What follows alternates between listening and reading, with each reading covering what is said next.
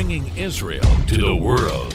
This is IBN News. With news of Israel, I'm Susan Michaels. Gaza continued to fire rockets into Israel Tuesday as reports of a massive international push for ceasefire were heard. The IDF retaliated, striking 6 rocket launching posts belonging to Hamas across the Gaza Strip. Prime Minister Benjamin Netanyahu has promised local authorities in the south that Operation Guardian of the Walls will end within days, saying fire on the Gaza border communities after the operation will elicit very fierce responses. According to a report, Egypt has proposed an Israel-Hamas ceasefire through private channels to go into effect on Thursday at 6 a.m. Palestinian sources apparently said Hamas agreed to the offer, but there was no response from Israel. The rocket fire on the south continued through Tuesday afternoon, hitting a house in Ashkelon and targeting Beersheba, where the Iron Dome missile defense system intercepted.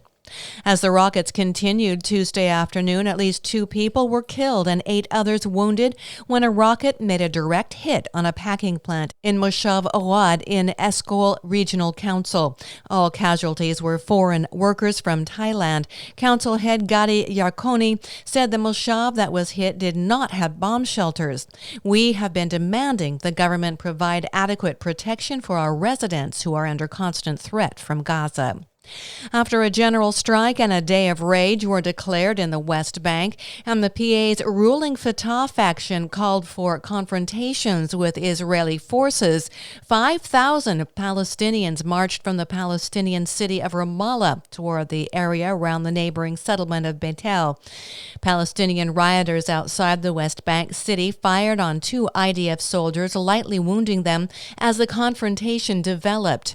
Israeli security forces reported sporadic confrontations with Palestinian rioters, including tire burning, rock hurling, and the use of tear and smoke grenades at various locations across the West Bank.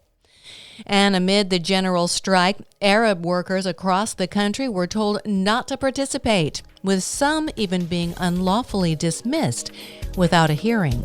I'm Susan Michaels. IBN, Israel Broadcast Network.